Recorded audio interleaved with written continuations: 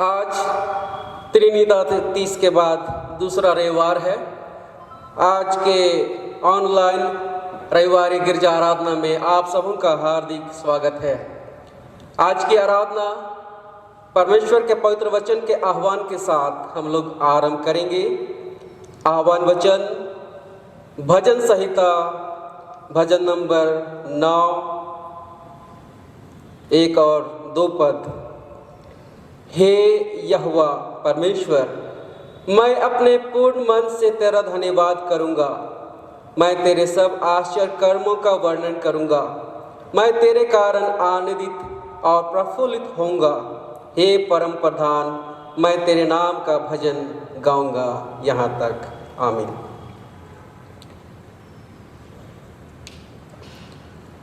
हम लोग पूरी मंडली मिलकर आराधना का पहला गीत गाएंगे। साक्षी बानी गीत संख्या 3। मैं तुझको गाऊंगा हे ईश्वर, अनुपा जिसकी ऐश्वर्य महिमा।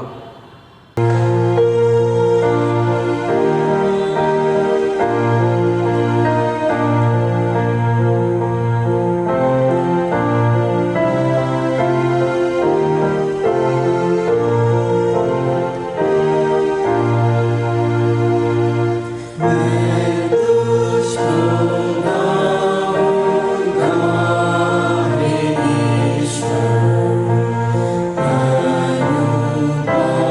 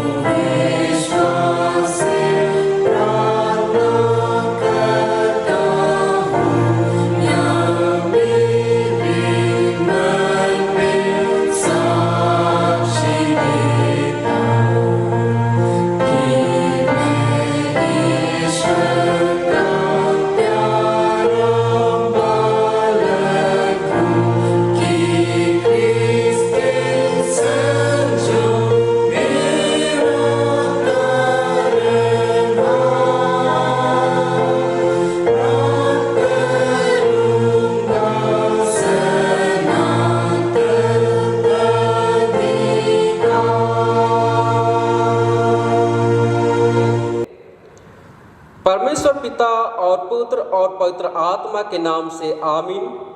हमारी सहायता ईश्वर के नाम से है, जिसने स्वर्ग और पृथ्वी को सिरजा।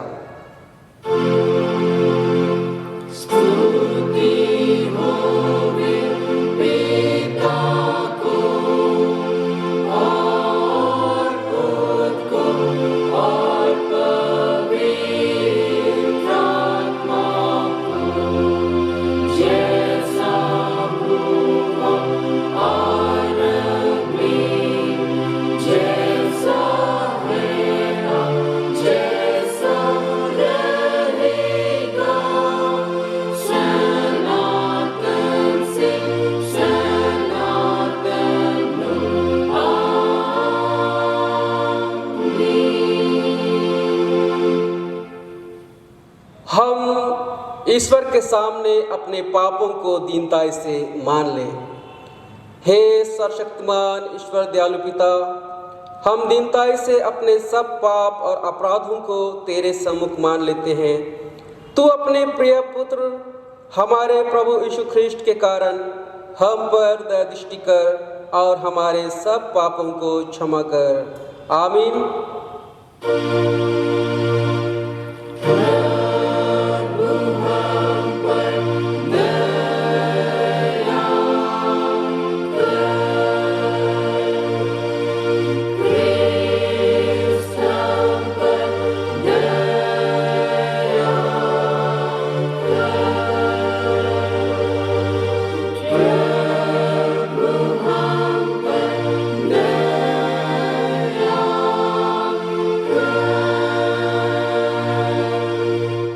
पहाड़ सरक जाएंगे और पहाड़ियां हिल जाएंगी, पर मेरी दया तेरे पास से ना सरकेगी और ना मेरे कुशल की वाचा हिलेगी। परमेश्वर तेरा दया करने हारा कहता है। आमीन।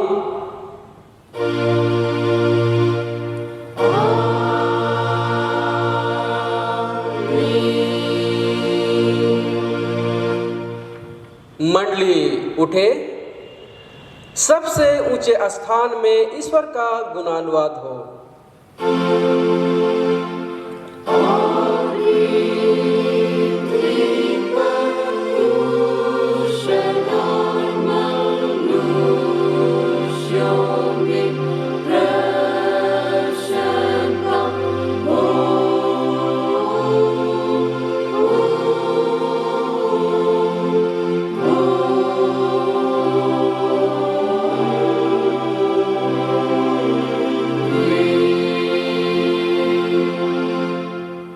प्रभु आप सबों के संग हो।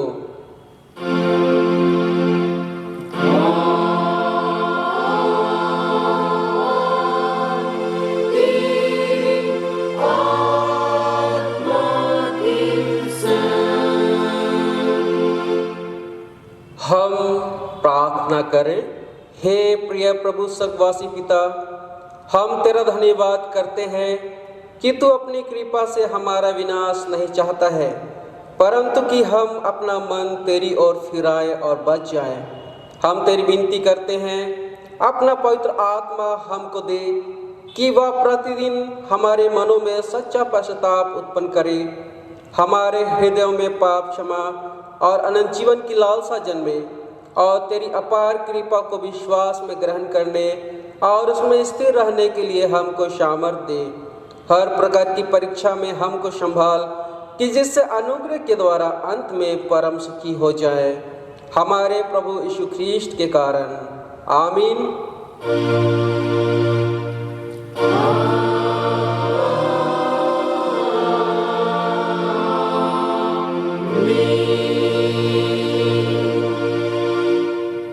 आज के निमित्त पंजिका के अनुसार ठहराया गया सुसमाचार वचन सुने, जो हमें मिलता है मत्ती रचित सुसमाचार अध्याय 9 पद संख्या 9 से 13। मत्ती 9 से 13। वहाँ से आगे बढ़कर यीशु ने मत्ती नामक एक मनुष्य को महसूल की चौकी पर बैठे देखा और उससे कहा, मेरे पीछे हो ले। वह उठकर उसके पीछे हो लिया। जब वह घर में भोजन करने के लिए बैठा तो बहुत से महसूल लेने वाले और पापी आकर यीशु और उसके चेलों के साथ खाने बैठे। यह देखकर फरीसियों ने उसके चेलों से कहा, तुम्हारा गुरु महसूल लेने वालों और पापियों के साथ क्यों खाता है? यह सुनकर यीशु ने उनसे कहा, वैद्य भले चंगों के लिए नहीं परंतु बीमारों के लिए आवश्यक है। इसलिए तुम जाकर इसका अर्थ सीख लो। मैं बलिदान नहीं परंतु दया चाहता हूँ, क्योंकि मैं धर्मियों को नहीं परंतु पापियों को बुलाने आया हूँ। यहाँ तक। आमीन। तेरा धन्यवाद हो हे ख्रिस्ट यीशु। हालेलुया। Hallelujah, hallelujah, hallelujah.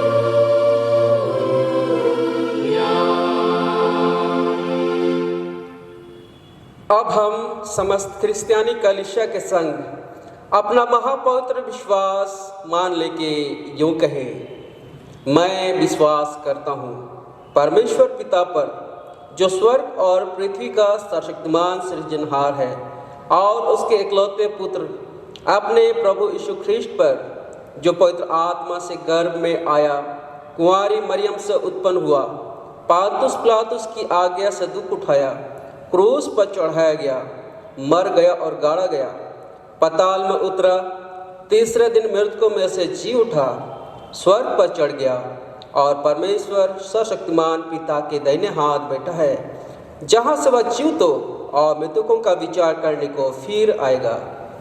मैं विश्वास करता हूँ पवित्र आत्मा पर, एक ही पवित्र क्रिस्तियानी कलीसिया, पवित्रों की संगत पर, पापों की क्षमा, देह के जी उठने और अनंत जीवन पर। आमीन।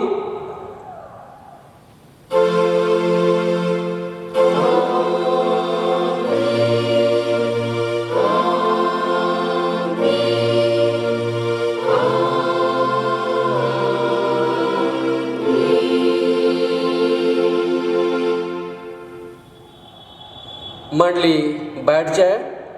हम लोग आराधना के लगातार में दूसरी गीत गाएंगे।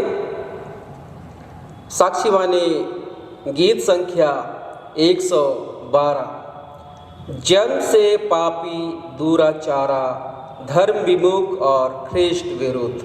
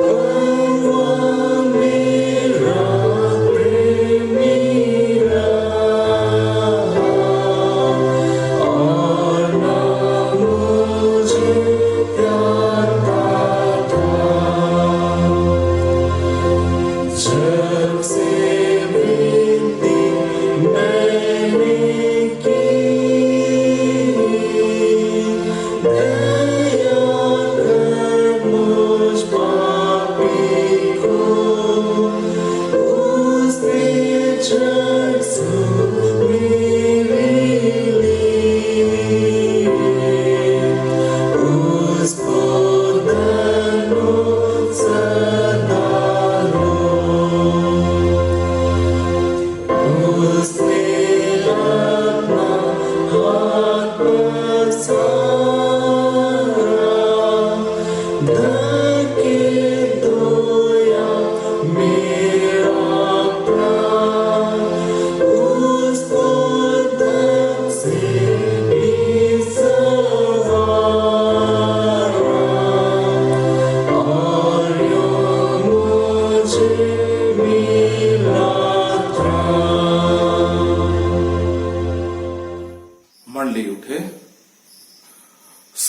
परमेश्वर पिता और प्रभु यीशु ख्रिस्ट की ओर से अनुग्रह और शांति मिले। हम प्रार्थना करें। हे दयालु परमेश्वर पिता, धन्यवाद हो कि प्रभु आज किस दिन में प्रभु हम लोग तेरे पवित्र आराधना में शामिल हो पा रहे हैं। इसमें तेरे वचन से सीखना चाहते हैं। और हे पवित्र आत्मा, अपने वचन से प्रत्येक से बातें कर कि हमारा विश्वास ख्रिस्ट में और दृढ़ाया जा सके। यीशु ख्रिस्ट के नाम में पिता या प्रार्थना दया से ग्रहण कर, आमीन। हम लोग परमेश्वर के पवित्र वचन में से अगुवाई लें। मनन के लिए जो परमेश्वर का वचन ठहराया गया है वह हमें मिलता है पहला यूहन्ना उसके 3 अध्याय 13वें पद से 18वें पद तक। पहला यूहन्ना 3:13 से 18। परमेश्वर का वचन इसमें यूं लिखा है, हे भाइयों, यदि संसार तुमसे बैर करता है तो अचंभा ना करना। हम जानते हैं कि हम मृत्यु से पार होकर जीवन में पहुंचे हैं, क्योंकि हम भाइयों से प्रेम रखते हैं। जो प्रेम नहीं रखता वह मृत्यु की दशा में रहता है। जो कोई अपने भाई से बैर रखता है वह हत्यारा है, और तुम जानते हो कि किसी हत्यारे में अनंत जीवन नहीं रहता। हमने प्रेम इसी से जाना कि उसने हमारे लिए अपने प्राण दे दिए, और हमें भी भाइयों के लिए प्राण देना चाहिए। पर जिस किसी के पास संसार की संपत्ति हो और अपने भाई को कंगाल देखकर उस पर तरस न खाना चाहे, तो उसमें परमेश्वर का प्रेम कैसे बना रह सकता है। हे बालकों, हम वचन और जीभ ही से नहीं पर काम और सत्य के द्वारा भी प्रेम करें। आमीन। मंडली बैठ जाए।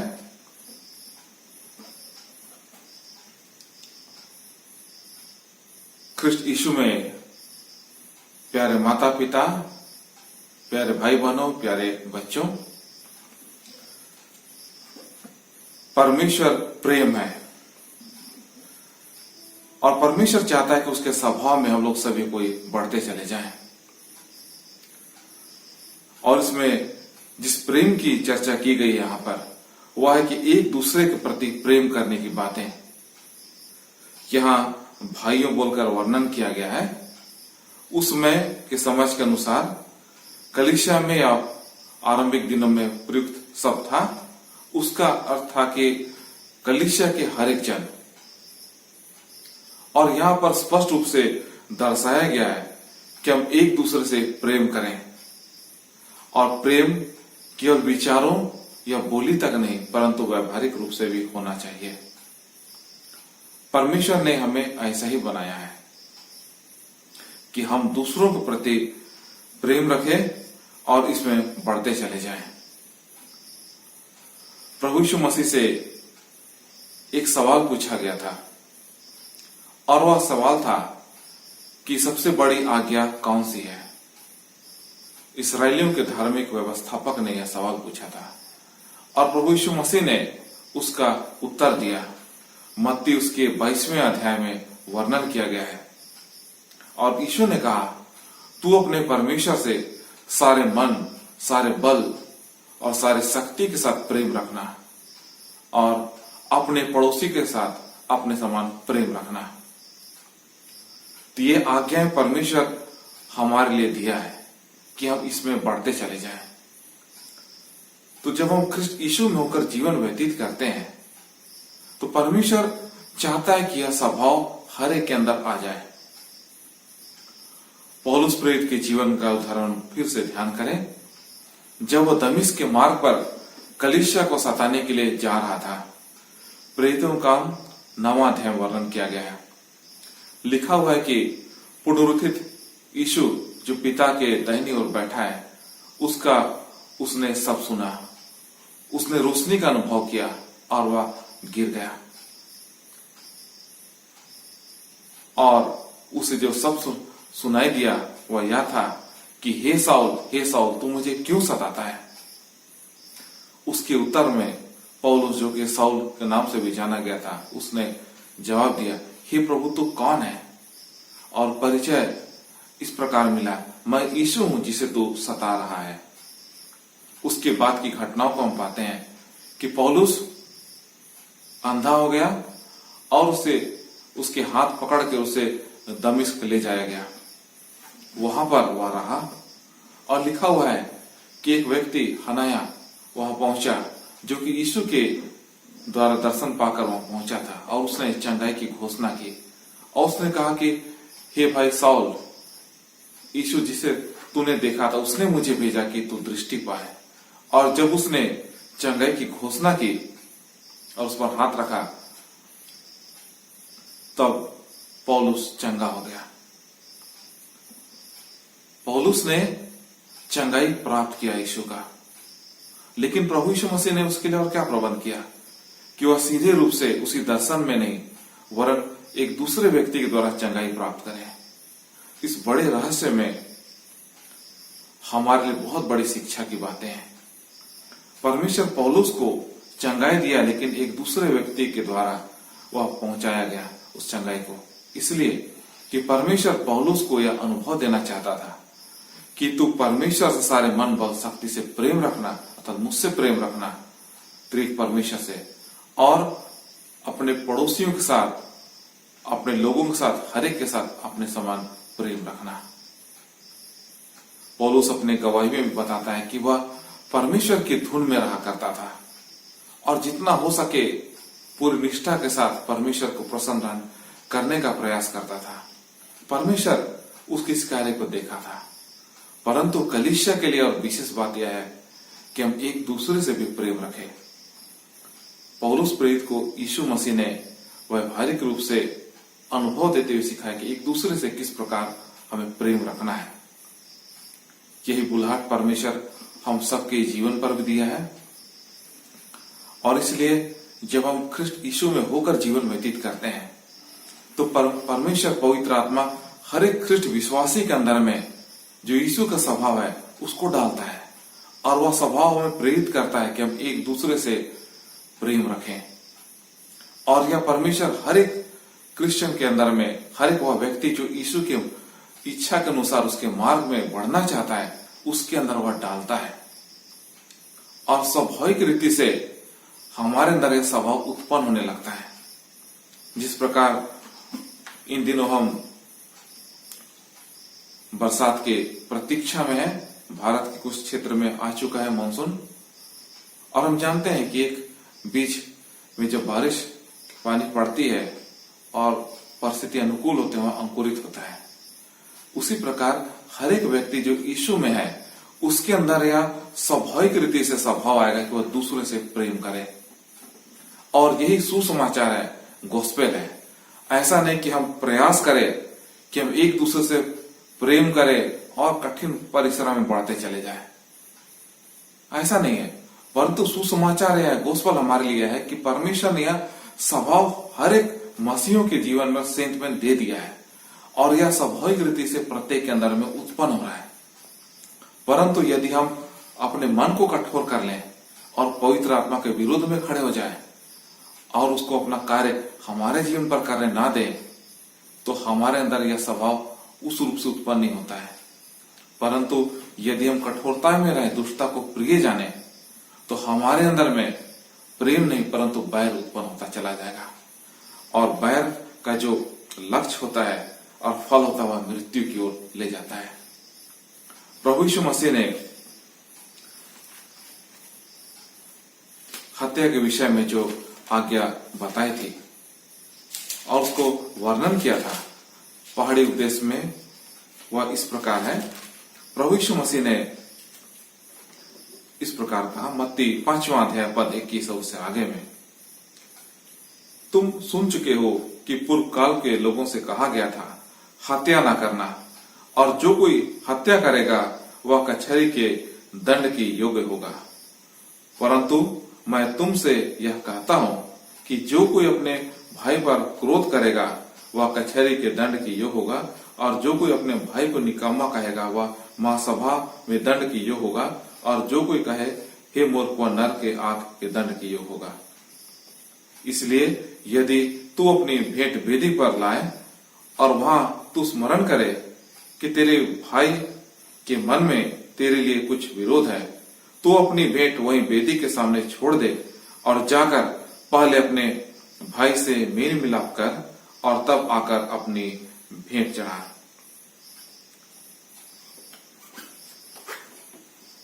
हत्या के विषय में जो वर्णन किया यीशु प्रभु यीशु मसीह ने, वह यह है कि हत्या की शुरुआत या मूल मन में होता है, और वह होता है कि नफरत के साथ लोग क्रोध करते हैं, और वही जब आगे बढ़ जाता है तो हत्या का रूप धारण कर लेता है। इसलिए हमें मन को शुद्ध करना है कि हम शुद्ध हों और आगे बढ़ते चले जाएं, ताकि ख्रिस्ट के स्वभाव में हम दिन प्रतिदिन आगे बढ़ें और उसकी इच्छा हमारे जीवन में पूरी होगी।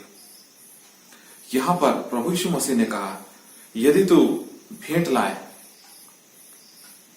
वेदी पर अथवा परमेश्वर की वेदी पर भेंट लाए और तुम्हें स्मरण आए कि तेरे भाई के मन में तेरे लिए कुछ भेद है, विरोध की बातें हैं, तो तू जाकर उसे मेल मिलाप कर। इसमें यह नहीं कहा गया कि हमारे मन में दूसरों के प्रति बुरी विचार है, परंतु कोई दूसरे व्यक्ति के मन में हमारे प्रति कुछ है बुरा विचार या कड़वाहट या विरोध की बातें हैं, तो कहता है कि पहले जाकर मेल मिलाप कर ले।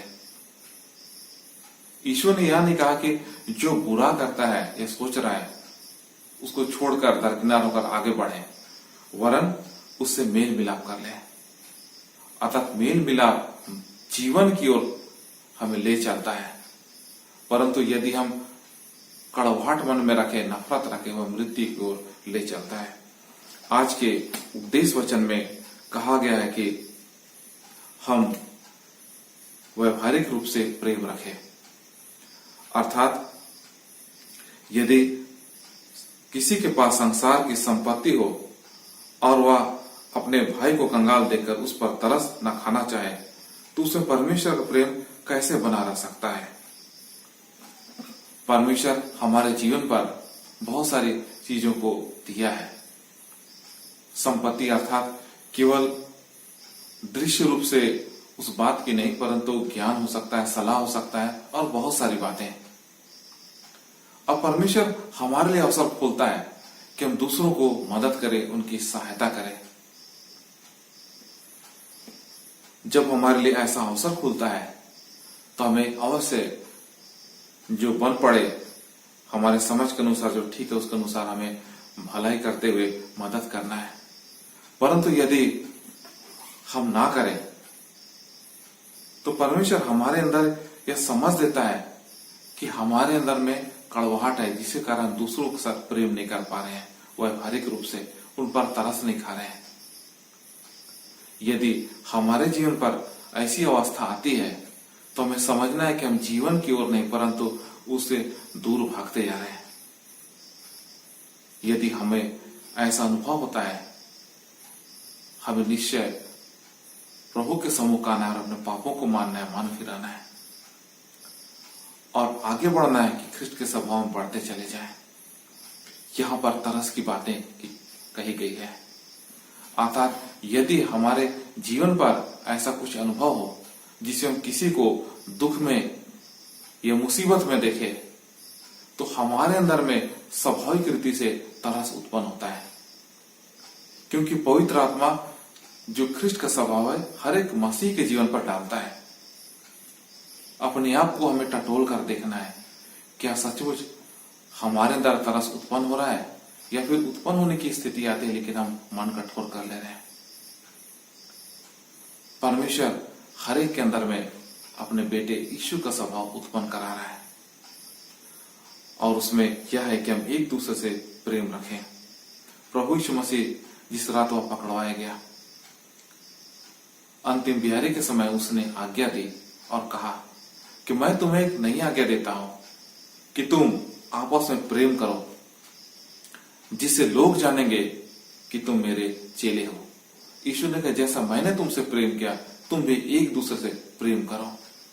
तो कलीसिया का जो पहचान है वह यह है कि हम एक दूसरे से प्रेम करें, निष्कपट प्रेम करें, किसी वस्तु या किसी अवस्था को पाने के लिए नहीं, परंतु वैसे ही प्रेम करें जैसा प्रभु यीशु मसीह प्रेम करता है, और यह किसी पाने के लिए नहीं, किसी दिखावे के लिए नहीं, परंतु ऐसा प्रेम करे जैसा हम अपनों के लिए प्रेम करते हैं। जिनसे हम बहुत प्रेम करते हैं उनके प्रति जैसा हमारा व्यवहार होता है उसी प्रकार दूसरों के प्रति भी होना चाहिए। यही कलीसिया में हमारे लिए है कि हम इसमें बढ़ते चले जाएं, और इस अवस्था को जब हम टटोल कर देखते हैं कि हम इसमें कितना खरे उतरते हैं, तो हमारे विश्वास का अवस्था में पता चलता है कि हम किस दिशा में जा रहे हैं।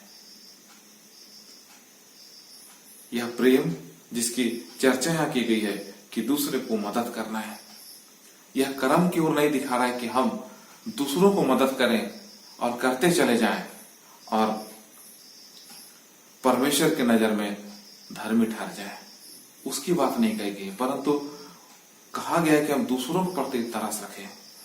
और जब यह मदद करने की बात कही गई है, इसमें यह है कि हम जो कि परमेश्वर के भंडारी हैं, हमें जो कुछ दिया है उसका अच्छा उपयोग करना है। ऐसा नहीं कि हम जो कुछ कमाते हैं नौकरी के द्वारा, व्यवसाय के द्वारा, उसको दूसरों की मदद में लगा दें, इतना लगा दें कि यदि परिवार में बाल बच्चों या माता पिता या किसी की आवश्यकता है उसको ना दें। मदद ऐसा करना है जिसमें हम अपनी जिम्मेदारी को पूरा करते हुए दूसरों की मदद करें। यही परमेश्वर हमारे जीवन पर बुलाहट दिया है कि हम अपने कार्य को पूरा करते हुए दूसरों को मदद करें। परमेश्वर जो कुछ दिया है, हो सकता है कि सांसारिक नजर में बहुत बड़ा हो सकता है बहुत छोटा हो, वो मायने नहीं रखता है। मायने यह रखता है कि हमारे मन में दूसरों के प्रति भला करने की इच्छा है कि नहीं। बहुत बार ऐसी भी परिस्थिति आती है कि हम लोग उनको मदद नहीं कर सकते हैं, लेकिन हमारे मन में यदि विचार आ जाए कि निश्चय हमें मदद करना है तो यह भला है, और परमेश्वर अवसर खोलेगा कि निश्चय हमारे जीवन पर कुछ हो ताकि दृश्य रूप से भी मदद कर सके। परमेश्वर इस संसार पर हमें रखा है और लोग हमें देख रहे हैं, और परमेश्वर चाहता है कि हमारे जीवन को देखकर लोग ख्रिस्ट के स्वभाव को समझ पाए कि यीशु जिसे हम मानते हैं हमारा परमेश्वर है, परमेश्वर पिता का पुत्र है, जिसकी चर्चा लोग करते हैं, प्रचार किया जाता है कि वह जीवन का राजकुमार है। लोग उसे देखना, अनुभव करना चाहते हैं। वे हमारे जीवन को देख रहे हैं, और हमारे लिए यही है कि हम जब ख्रिस्ट विश्वासी होकर जी रहे हैं तो हर एक के अंदर में यीशु का स्वभाव भरता चला जाए। हम एक दूसरे से प्रेम करें कि लोग जानेंगे कि हम यीशु ख्रिस्ट के हैं, और जीवन का सोता जो ख्रिस्ट है उसकी अच्छी गवाही हम दे पाए।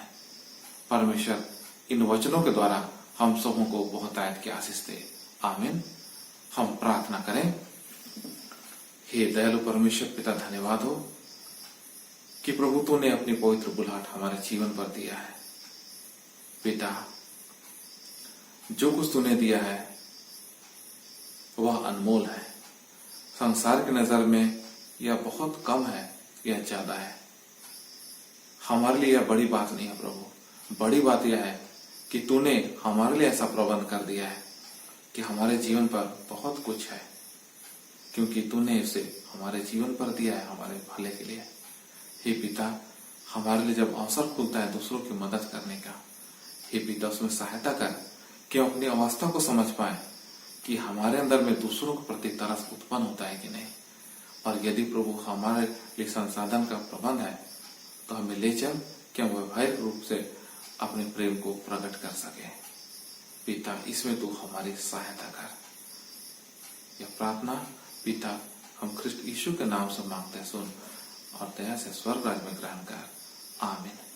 और परमेश्वर की शांति जो समस्त ज्ञान से परे है, ख्रिस्ट यीशु में प्रत्येक के मन और अंतःकरण की रक्षा करे, अब से सदा लो। आमीन। हम लोग आराधना के लगातार में तीसरे गीत गाएंगे साक्षी बानी गीत संख्या 178। मैं प्रेम के गुण प्रशंसा करता जो यीशु ख्रिस्ट में प्रकट है।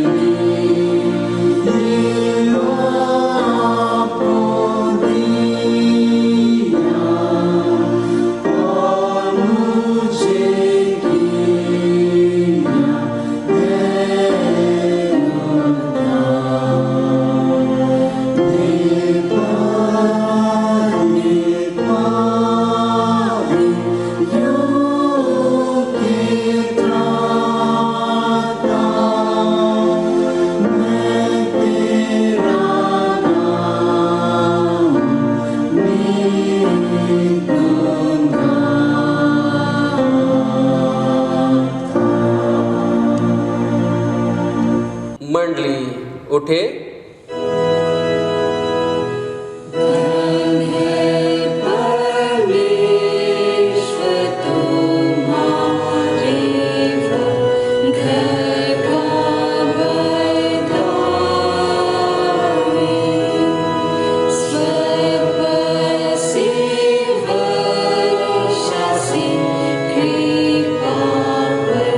कृपा बरसा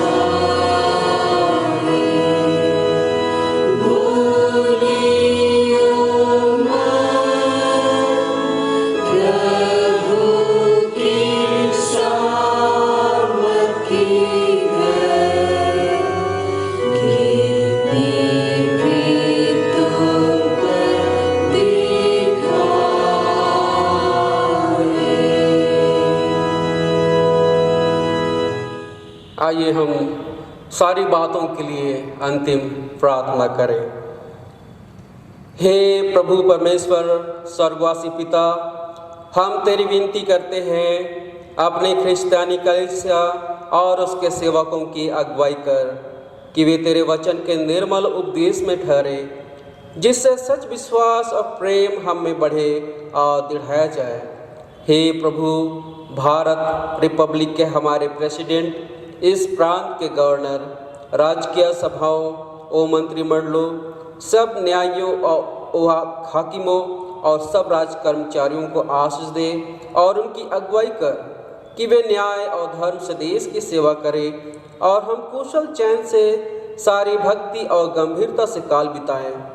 हमारी कलीसियाई सभाओं, सेंट्रल काउंसिल, डायसेशन काउंसिल और कलीसिया की अन्य मंडली सभाओं को आशीष दे कि वे इस मंडली को तेरी पवित्र इच्छा के अनुसार चलाएं। जगत के लुथेरान कलीसिया और देश विदेश के हमारे सभी ख्रिस्ट विश्वासी मित्रों को आशीष दे कि हम क्रिस्तीय प्रेम और सहयोग में आगे बढ़ें और जगत में तेरी साक्षी के लिए अधिक सामर्थ पाएं। हमारे कलीसिया के सब काम पर आशीष दे, लड़के लड़कियों की शिक्षा पर आशीष दे कि वे तेरे भय, प्रेम और भरोसा में बढ़ते जाएं। कलीसिया के विद्यालयों, शिक्षण प्रशिक्षण महाविद्यालयों और अन्य संस्थाओं को संभाल और उनकी बढ़ती दे और उनके द्वारा कलीसिया के लिए आत्मिक और लौकिक आशीष दे।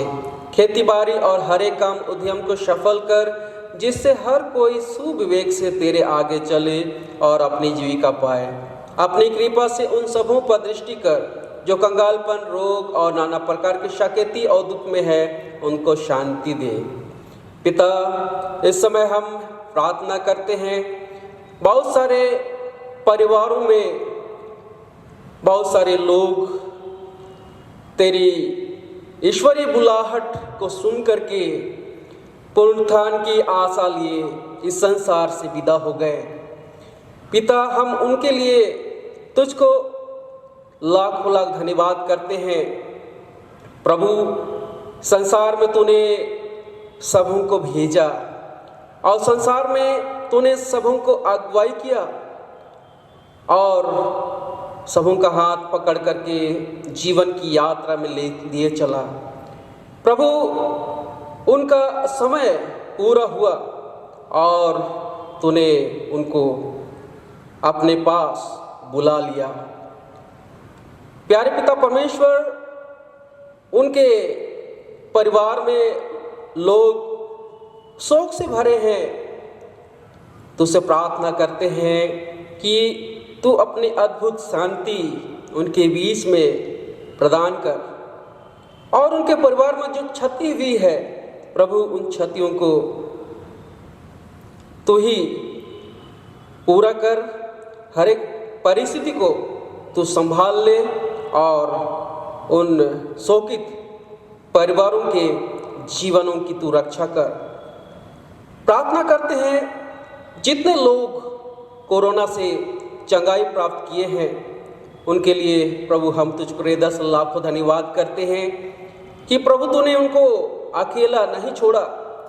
विपरीत परिस्थिति में उनका मन चूंकि परेशानी और निराशा में चला जाता था, लेकिन प्रभु तूने अपना सामर्थी हाथ बढ़ा करके उनको थाम लिया और उनको कोरोना महामारी से, उस बीमारी से चंगाई प्रदान किया। प्रार्थना करते हैं, इस समय जितने लोग कोरोना एवं अन्य बीमारियों में पड़े हुए हैं, उनसे पीड़ित हैं, प्रभु हम पूरी कलीसिया होकर के उनकी चंगाई के लिए तुझसे विनती करते हैं, प्रार्थना करते हैं। प्रभु, तेरा वचन आप कहता है कि सारे जन, तेरा वचन कहता है कि जहाँ 2 या 3 किसी एक बात के लिए एक मन एक चित्त हो जाते हैं तो उनकी प्रार्थना सुन ली जाती है। हाँ प्रभु, हम लोग पूरी कलीसिया होकर के हम उनकी चंगाई के लिए हम तुझसे विनती करते हैं कि प्रभु उन सारे लोगों को जो बीमार हैं, प्रभु तू हाथ बढ़ा करके उनको चंगाई दे।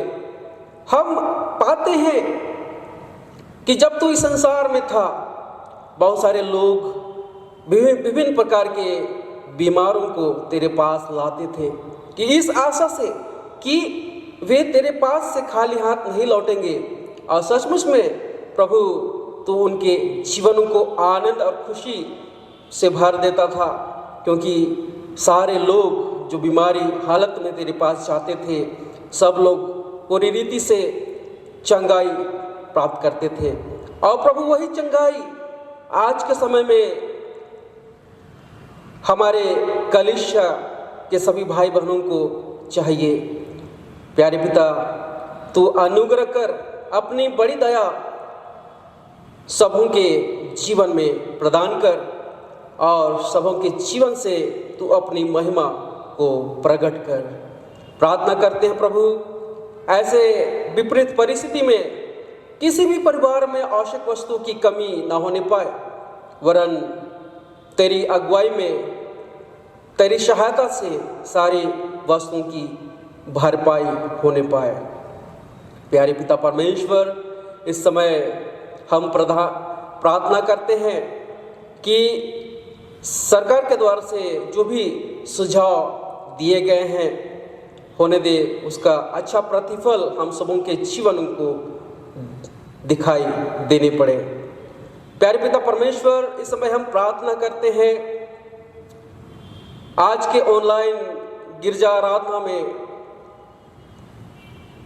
लोग जहां कहीं जिस रूप में गिरजा आराधना में शामिल हैं, हम सबों को तेरे हाथ में सौंपते हैं।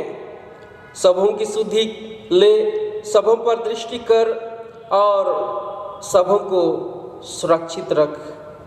और प्रार्थना करते हैं कि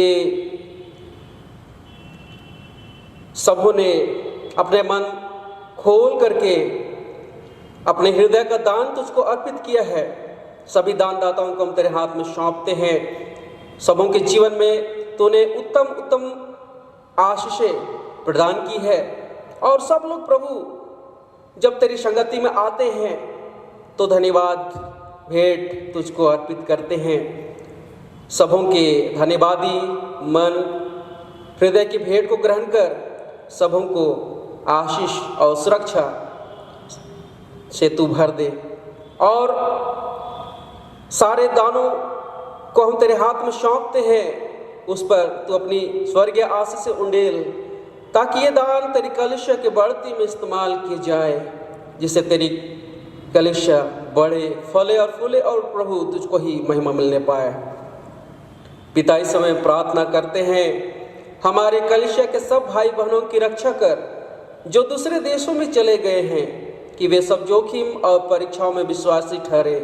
हम उनके लिए भी तेरी विनती करते हैं।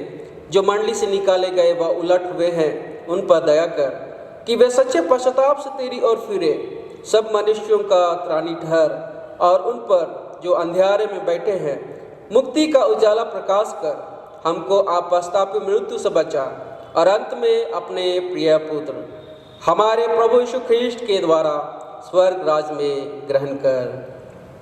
हे हमारे पिता, तू जो स्वर्ग में है, तेरा नाम पवित्र किया जाए, तेरा राज आए, तेरी इच्छा जैसे स्वर्ग में वैसे ही पृथ्वी पर भी हो। हमारे प्रतिदिन की रोटी आज हमको दे और हमारे अपराधों को क्षमा कर, जैसे हम भी अपने अपराधियों को क्षमा करते हैं। और हमको परीक्षा में मत डाल, परंतु बुराई से बचा, क्योंकि राज और पराक्रम और महात्म सदा तेरे ही है। आमीन।